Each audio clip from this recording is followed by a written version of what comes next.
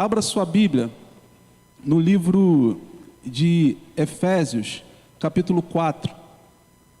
Vamos, a partir do verso 1, ler aquilo que o apóstolo Paulo escreveu aos Efésios.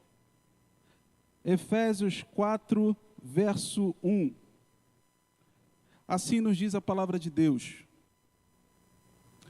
Por isso, eu, o prisioneiro no Senhor, peço que vocês vivam de maneira digna da vocação a que foram chamados, com toda a humildade e mansidão, com longanimidade, suportando uns aos outros em amor, fazendo tudo para preservar a unidade do Espírito no vínculo da paz.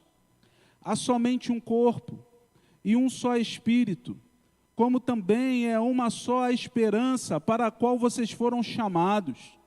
Há um só Senhor, uma só fé, um só batismo, um só Deus e Pai de todos, o qual é sobre todos, age por meio de todos e está em todos. Amém? Senhor, a Tua palavra é maravilhosa. Pedimos que mais uma vez Tu fales aos nossos corações, porque Tu és bom, porque Tu és misericordioso, digno do nosso louvor e da nossa adoração. Fala, Senhor, por favor. Amém. E nesse momento pela manhã, eu li os 6 versículos para que você pudesse ter uma ideia do todo, mas nós nos concentraremos no versículo 4. O versículo 4, ele vai falar sobre espírito e esperança, porque corpo nós lemos e falamos no domingo passado. Mas eu quero dizer para você e compartilhar com você que nesse início de carta do apóstolo Paulo, ele está falando sobre 7 elementos que são importantes para que haja unidade na igreja. Ele elenca 7 elementos. Ele elenca a nossa consciência, ele aponta para a consciência de que somos um corpo, de que temos um espírito, de que temos uma esperança, de que temos apenas um Senhor, que temos apenas uma fé, um batismo e um Deus, que é Pai de todos e habita no meio de todos.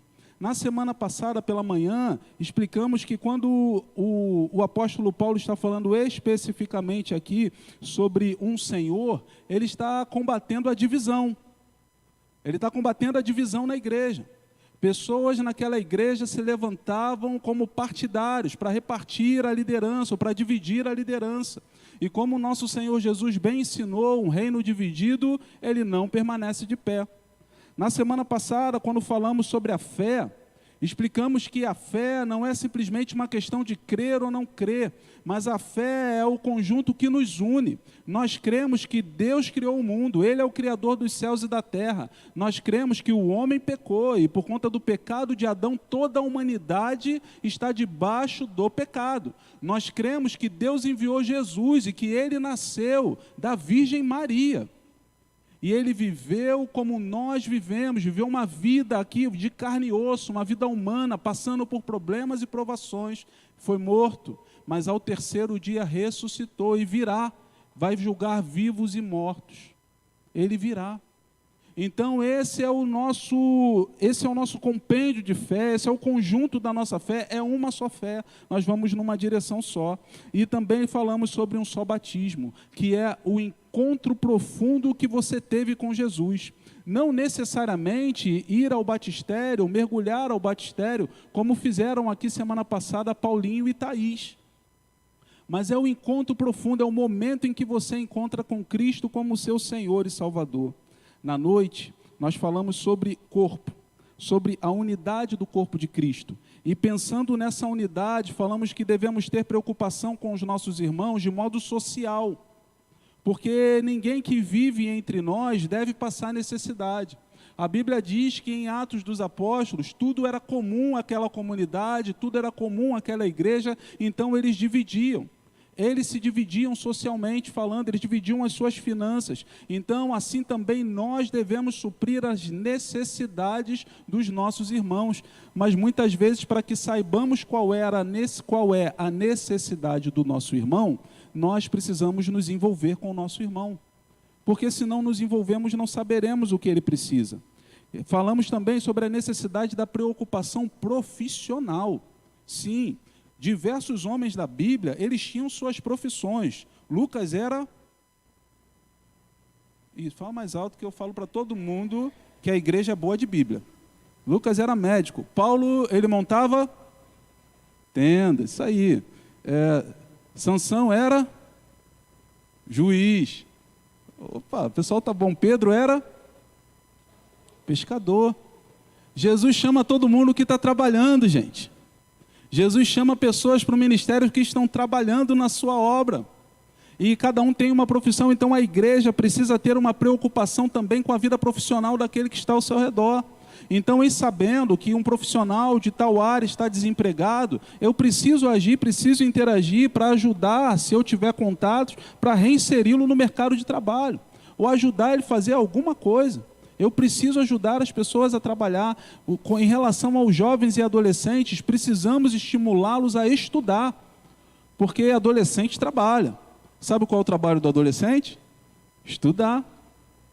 Então nós precisamos ajudá-los e direcioná-los para que eles possam ser bons profissionais, quer sejam militares, profissionais liberais, médicos, juízes. Nós precisamos estimular, preocupando-nos com a vida profissional daquele que está ao nosso redor, mas também devemos nos preocupar com o bem-estar emocional.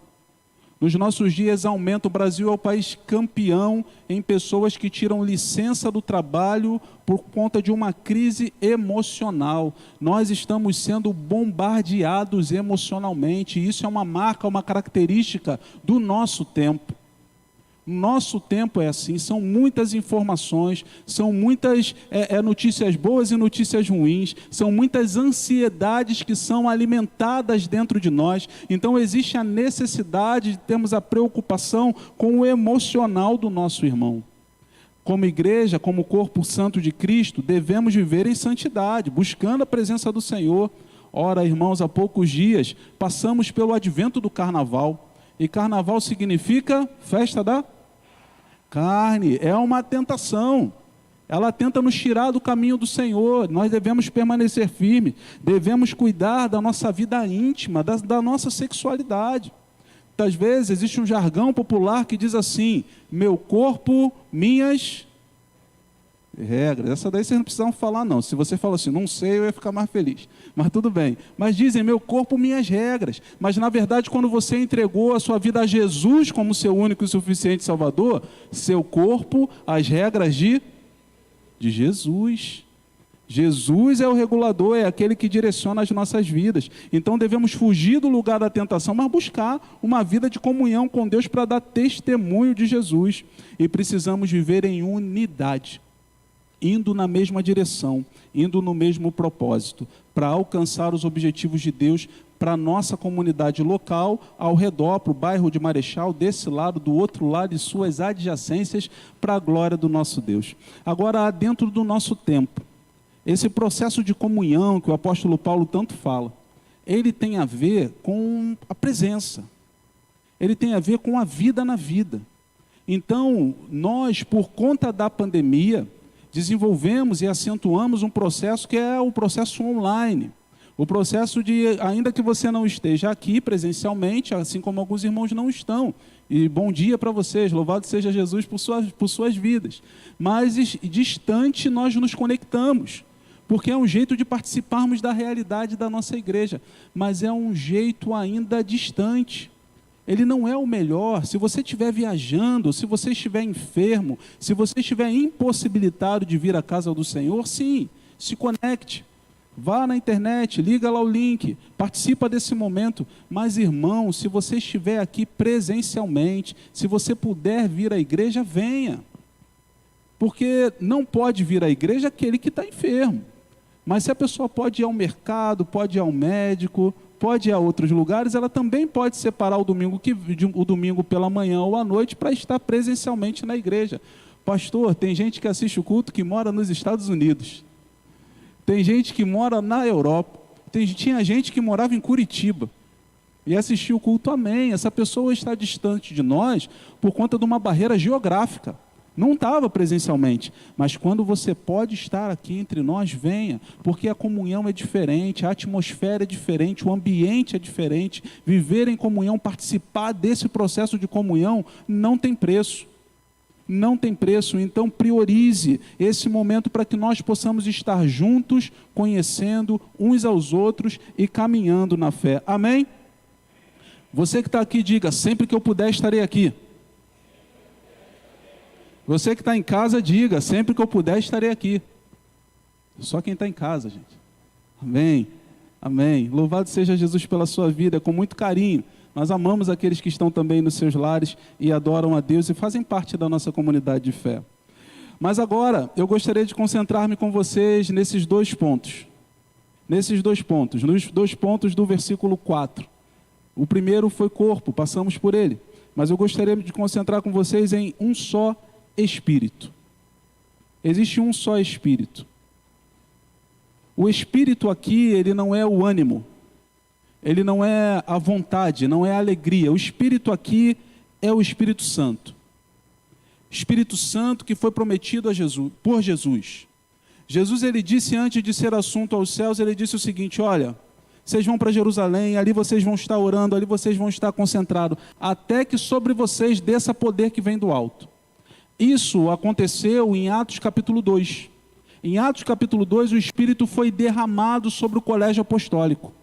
Ali, naquele momento, cumpriu-se a profecia de Joel, do profeta Joel. O Espírito Santo foi derramado sobre toda a carne naquele dia.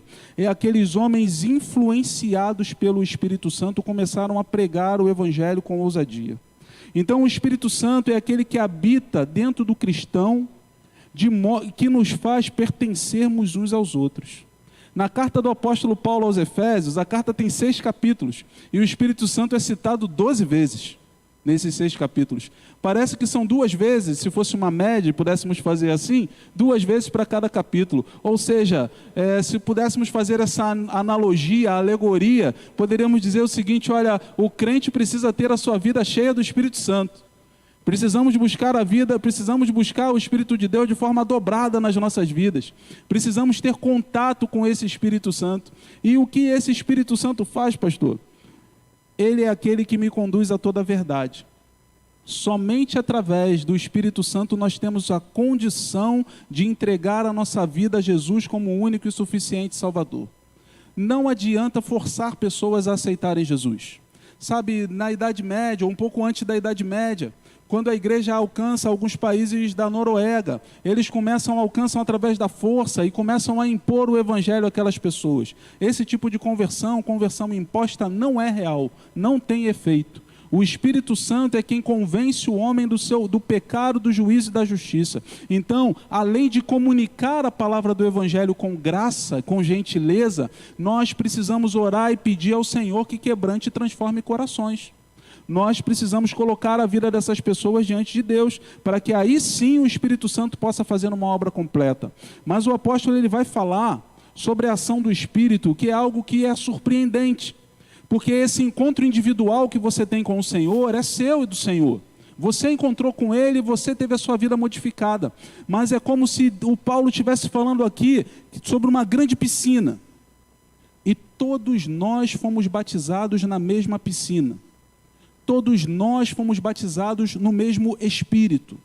Todos nós fomos mergulhados no mesmo Espírito. Não importa se você se batizou em Marechal, se você se batizou na 15 de novembro, se você se batizou na primeira igreja batista de Oswaldo Cruz, na primeira de Bento Ribeiro, ou na primeira do Rio, ou na igreja memorial de Marechal Hermes, não importa.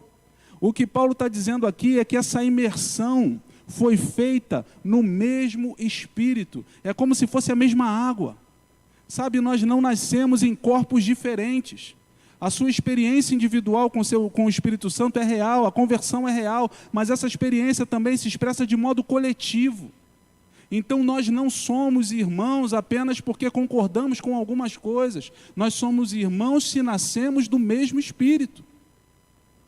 Isso é profundo. Irmãos, quando nós olhamos para a vida da nossa igreja, nós devemos perseguir essa unidade. Quantos aqui já moraram com a sua família? Talvez alguém more sozinho, mas quantos aqui já moraram com a sua família? Façam assim com a sua mão. Talvez você more ainda hoje. Se você mora com família, esposa, filho, pai, mãe, eu não sei qual é a configuração que nesse momento, esse tempo permite que você tenha. Mas você sabe que não é fácil morar em família. Existem desafios e, com certeza, se você até hoje está permanecendo, é porque você encarou esses desafios. Talvez você já tenha enviado seus filhos. Talvez seu cônjuge já tenha partido. Ok, não tem problema, mas você tem a experiência do que é viver o desafio em família. Você tem a experiência do que é viver em comunidade. Se paga um preço.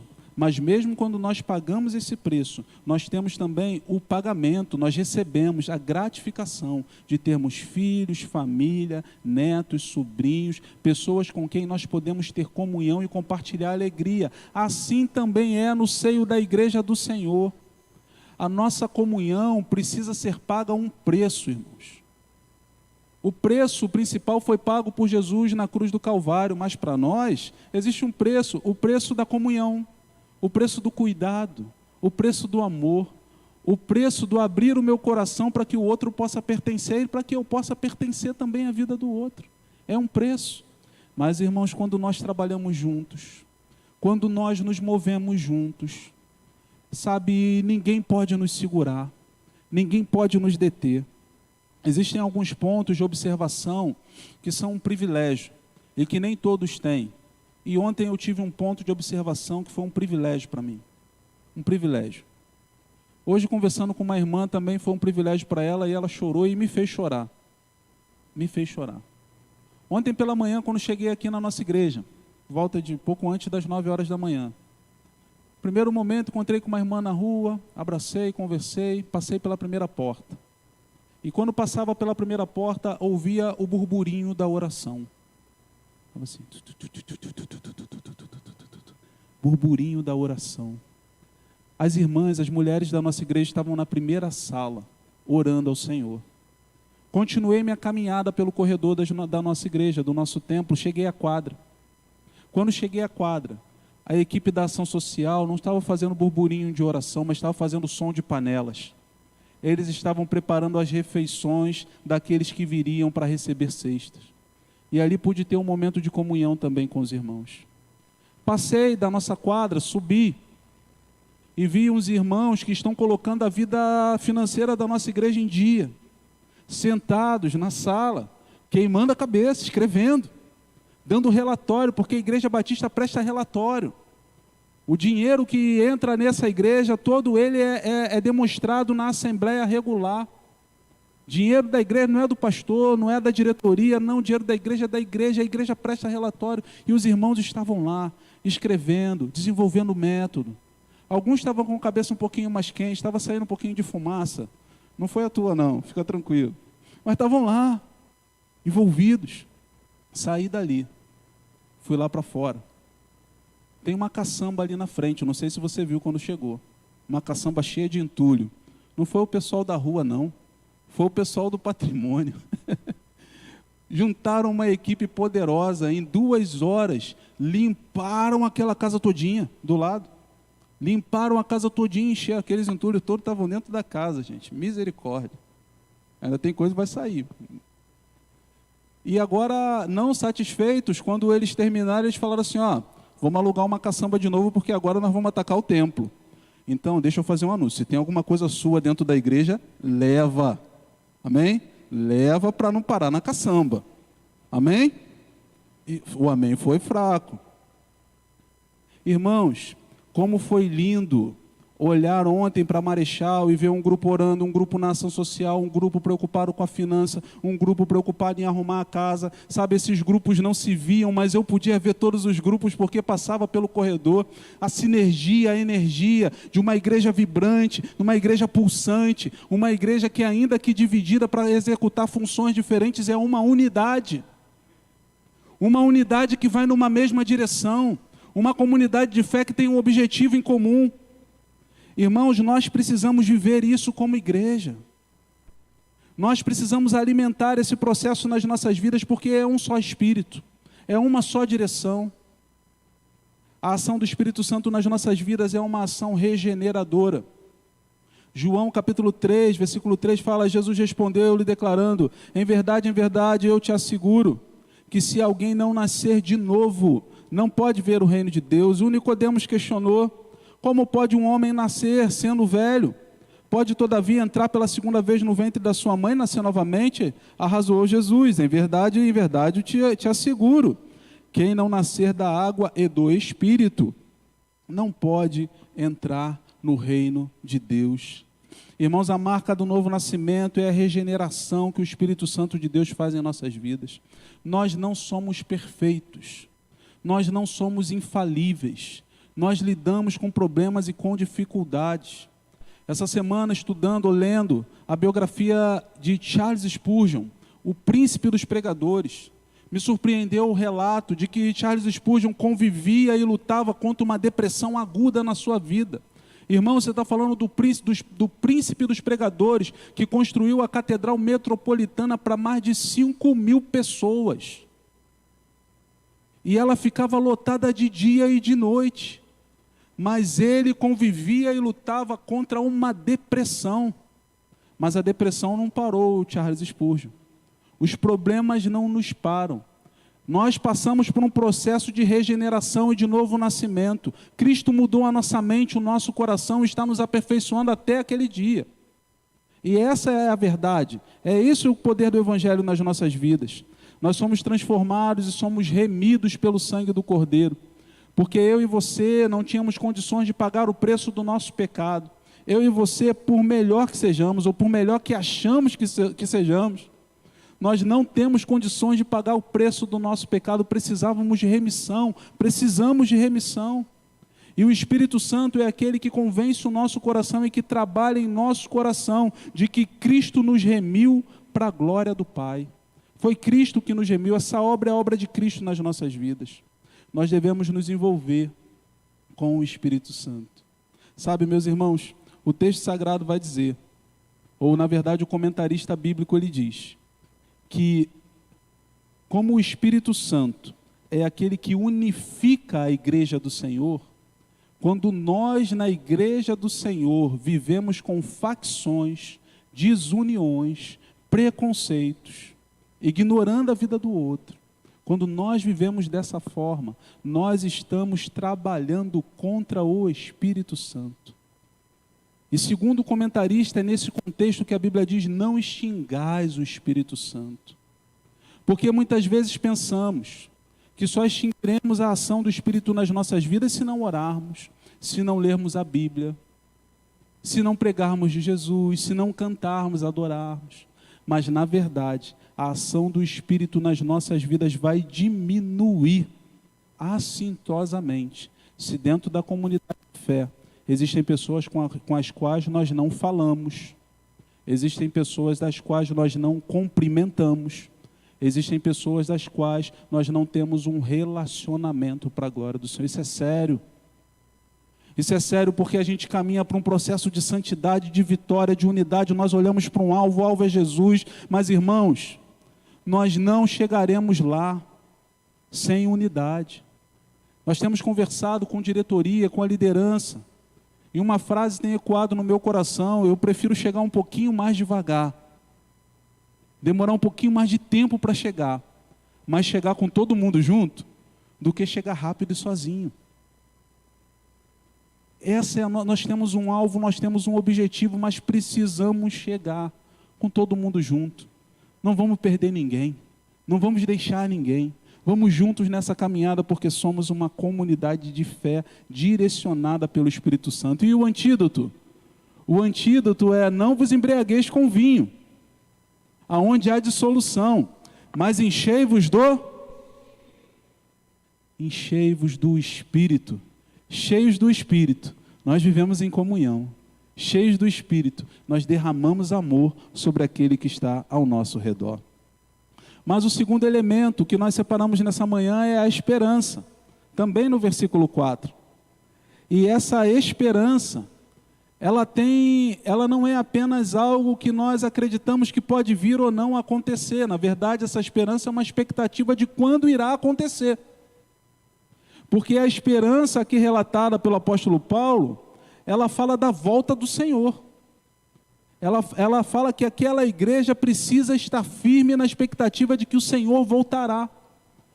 É o próprio apóstolo que escreve em uma das suas cartas que algumas pessoas têm dito que Jesus não vai mais voltar. Vivam de qualquer forma, comam, bebam, porque amanhã a vida termina. Mas não é isso que a Bíblia Sagrada ensina. A Bíblia Sagrada ensina que o Senhor que nasceu, morreu, ressuscitou, foi assunto aos céus, um dia virá. E quando Ele vier, Ele vai levar a sua igreja para o céu. Mas não é necessariamente a igreja local. Não é a igreja CNPJ. Certa vez, um pastor de São Paulo foi conversar com um pastor mais experiente. E ele, conversando com esse pastor, o pastor experiente era o Dr. Russell Shedd.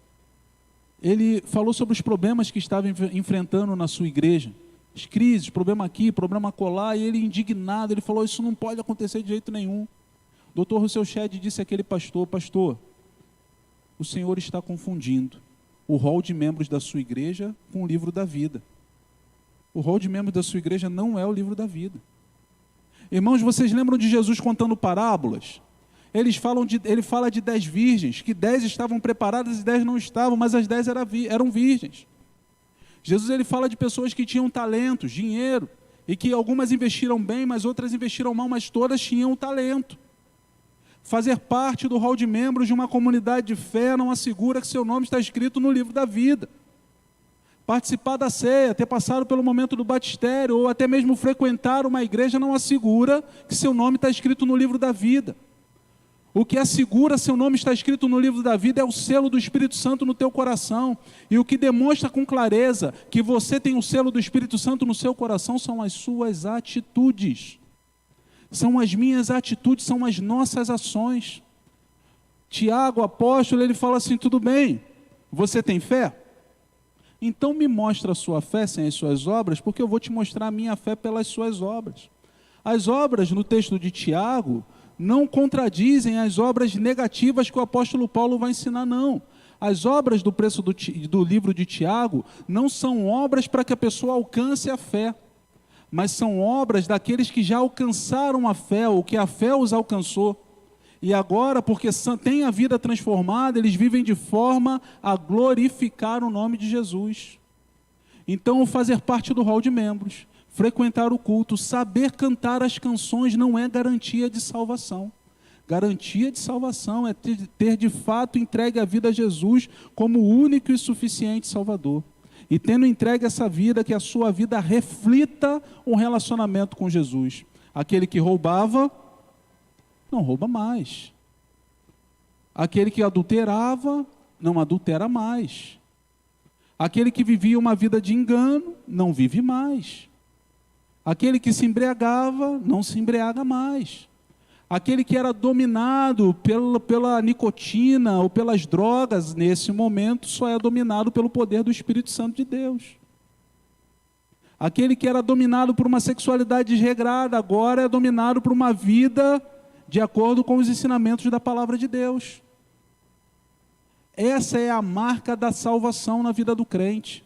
Essa é a marca da vida eterna, o que esse crente já começou a viver a vida eterna. E que coisa maravilhosa é viver com Jesus. Eu vou ter que abrir mão disso, vou ter que abrir mão daquilo. Irmãos, os momentos mais felizes da minha vida foram dentro da comunidade de fé, da igreja.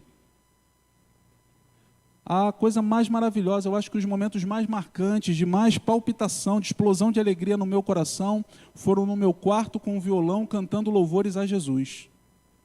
Não existe nada nessa vida que possa se comparar à presença de Jesus. E se você consegue comparar a presença de Jesus a qualquer outra coisa, talvez você ainda não tenha estado de fato diante da presença de Jesus. Porque nada se compara a Ele, nada se compara a Ele. É por isso que quando nós entregamos a nossa vida a Jesus, nós lutamos contra as coisas desse mundo, porque ainda não estamos perfeitos. Mas existe uma obra de regeneração dentro da nossa alma, dentro do nosso coração. Pastor, palavra firme, mas é uma palavra amorosa. Apóstolo Paulo fala em 2 Coríntios 5:20, de sorte que... Não, mais forte. Mais forte. De sorte que... Isso aí, pastor Bruno, Isaac, depois vocês apertam o pessoal aí, que quando falar esse versículo tem que ser mais forte. Entendeu? Senão as meninas vão falar, as nações cantaremos essa história, que é capaz de livrá-las do mal. E vão cantar mais alto que a gente. Irmãos, é importante pensar no contexto em que Paulo estava falando isso. Quando nós pensamos no embaixador, nós pensamos nos nossos dias. Tem uma embaixada do Brasil nos Estados Unidos, uma embaixada dos Estados Unidos no Brasil, uma na França. Alguém que está dentro do prédio e conversa de forma cortês com as autoridades daquele lugar. Quando Paulo está falando embaixador, ele está pensando naquela situação de guerra que possivelmente você viu em filmes como Coração Valente. É um exército de um lado, um exército do outro. São enviadas representantes, as embaixadas. E aquelas embaixadas negociam um acordo de paz. O que Paulo está dizendo aqui é que ele está diante do exército do mundo, dizendo, o exército de Deus está vindo aqui atrás, porque Deus vai julgar vivos e mortos. Então eu rogo a vocês.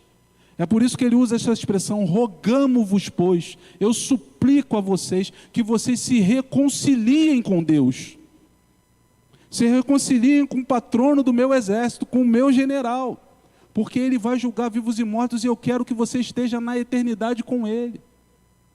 O que o apóstolo Paulo está fazendo não é uma ameaça, não é uma imposição dizendo que a fé dele é maior do que qualquer outra fé. Na verdade, o que o apóstolo Paulo está dizendo para aquelas pessoas é: se reconciliem hoje com Deus. E esse é o meu rogo, esse é o meu clamor, eu suplico a vocês que façam isso. Nós, enquanto corpo de Cristo, suplicamos aos irmãos, devemos suplicar uns aos outros para que a sua vida possa estar alinhada com a vontade de Deus, que você possa ter pressa na correção dos seus maus caminhos, que você não se estabilize no caminho do mal, mas que você possa ter uma vida modificada, que você possa ter uma vida transformada. Martinho Lutero fala sobre esse texto, que a esperança aqui pode ser entendida como uma grande coragem, por aquele que permanece firme a despeito das tentações. É grande coragem, porque para andar na fé, nós precisamos andar com coragem. Nós precisamos viver de acordo com a vontade de Deus. Nós precisamos dar passos de ousadia que glorifiquem ao nosso Deus. É coragem, irmãos. Uma só fé, entendendo que esse Senhor virá. Mas eu gostaria de fechar esse sermão usando um texto do Antigo Testamento para ilustrar essa esperança. Enquanto nós temos esperança, que é uma certeza, que é uma coragem, enquanto nós temos isso dentro do nosso peito, nós apontamos para uma realidade que ainda não vemos. O povo de Israel, como você leu essa semana, se fez a leitura diária, saiu da terra prometida, da terra do Egito, e se direcionava para a terra prometida, para Canaã, terra que Deus havia prometido para o povo, terra que mana leite e mel. Eles estavam caminhando para Canaã, talvez até cantando, caminhando eu vou para Canaã, caminhando eu vou para Canaã. Quando chega no momento do caminho, eles veem o mar vermelho, o mar da vida. E às vezes é tão difícil passar pelo mar da vida. São tantas tribulações, tantas questões, tantas causas, tantas diferenças. Então aquele povo, quando olha para o mar da vida, eles olham para trás. Olhando para trás, eles veem o exército dos egípcios que se aproxima. Já não dá mais para voltar para trás, porque Faraó vem com espada na mão, com carros de guerra. Talvez, ou o texto sagrado fala que ao redor, ao lado, haviam montanhas. Então não dava para 3 milhões de pessoas subirem para as montanhas para fugir. Não dava. Na frente mar, atrás Faraó, ao lado montanha. Olharam para baixo. Estavam pisando na terra árida do deserto. Escassez. Então eles decidiram olhar para Moisés, o grande líder. E a resposta do líder naquele dia foi enigmática. Ele disse: olha, tenham fé, porque Deus vai nos livrar. Mas o texto sagrado diz que após falar isso, Moisés vai perguntar para Deus: Deus, e agora o que o Senhor vai fazer? A resposta de Deus para Moisés é: por que clamas a mim? Eles não tinham solução para frente. Eles não tinham solução para trás, porque o passado, o pecado, perseguia. Eles não tinham solução para os lados, porque eles não conseguiam subir as montanhas, eles estavam em terra seca. E o próprio líder deles não sabia como se sucederia aquele livramento. Mas o que Moisés fez? Ele não olhou para frente, ele não olhou para trás, ele não olhou para baixo, ele não olhou para o lado, ele olhou para o alto. Elevo meus olhos para o monte, de onde me virá o socorro? Existem algumas traduções, ou versões, ou possibilidades para esse texto, mas na verdade eu gostaria de pensar com você que quando nós olhamos para o alto, o nosso socorro vem de Deus que fez os céus e a terra. Se nós olharmos para as circunstâncias da nossa vida, a esperança pode ser roubada dos nossos corações. Mas quando nós olhamos para o alto, o Senhor é aquele que declara a palavra, que nos dá autoridade para caminharmos diante dos problemas da vida. Pisa no mar, pisa na dificuldade, caminha, não pare de caminhar. Diga ao povo que marche. Vento a noite toda, no dia seguinte mar aberto. E aqueles homens passaram pelo mar, passaram pela dificuldade, mas eles estavam caminhando para Canaã. Você está caminhando para Canaã celestial? Você está caminhando para a eternidade no nosso Deus? O apóstolo Paulo diz que se nós esperamos de Deus apenas nessa vida, somos os mais miseráveis. O Senhor é aquele que nos livra no meio do mar da vida. O Senhor é aquele que abre provisão para que nós possamos continuar caminhando à medida que o obedecemos. Mas nós não podemos perder de vista que existe um alvo, existe um lugar, existe um céu, existe uma eternidade, e é lá que nós encontraremos com o nosso Senhor. É sobre isso que o apóstolo Paulo está falando.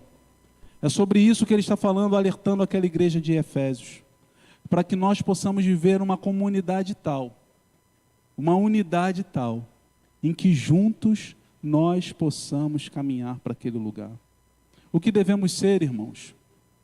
Devemos ser um só corpo, que pertence uns aos outros, vive em comunhão. Devemos ser guiados e submissos ao Espírito Santo de Deus, porque é Ele que nos conduz. Devemos, ou não podemos, perder a visão, o foco, a fé, a esperança, porque se não perdermos, estaremos com Ele na eternidade. Nós devemos nos preocupar com os nossos irmãos e com as suas necessidades. Devemos cuidar da santidade do corpo, e isso se faz de modo individual.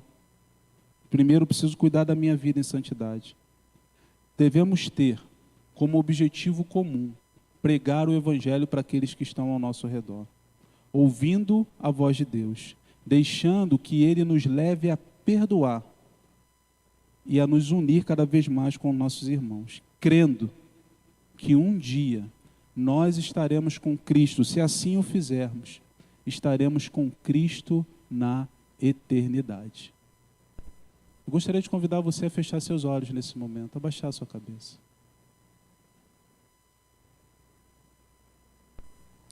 Eu creio que Deus falou ao seu coração, não por minha causa, mas porque Deus está nesse lugar. E quando Ele está, Ele faz aquilo que Ele tem que fazer, que Ele se destinou a fazer. A palavra dEle nunca volta vazia. Mas eu peço que você possa refletir nesse momento, enquanto essa música é tocada. Porque em refletindo nesse momento, você pode tomar uma decisão. Decisão de viver em unidade. Decisão de preservar a santidade do corpo. Decisão de caminhar para a Nova Jerusalém, eternamente.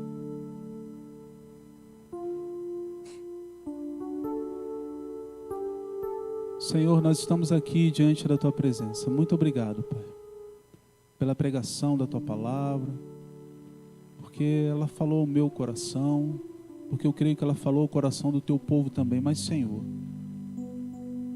nós queremos viver esses elementos que com tanto carinho o Senhor indicou para as nossas vidas. O amor com nossos irmãos, entendendo que fazemos parte de um só corpo. Ó Deus, entendendo que somos todos batizados no mesmo Espírito e que é por isso uma incoerência não falarmos, não cumprimentarmos, não estarmos bem, não nos reconciliarmos com o nosso irmão. Viver em comunhão com aqueles que estão ao nosso lado. Entender, Senhor, que a nossa esperança está em Ti. E de que por mais que aqui na terra tenhamos mares vermelhos, para que possamos atravessar, o Senhor dá passos conosco. E a nossa vida não tem um fim no mar, ou em passado o mar. A nossa vida tem um objetivo comum, que é ir para Canaã, Canaã celestial, estar contigo eternamente. Então nos direciona, nos abençoa, nos ajuda nesse momento. Senhor, essa é a nossa oração. Nós a fazemos em nome do Teu Filho Jesus. Amém.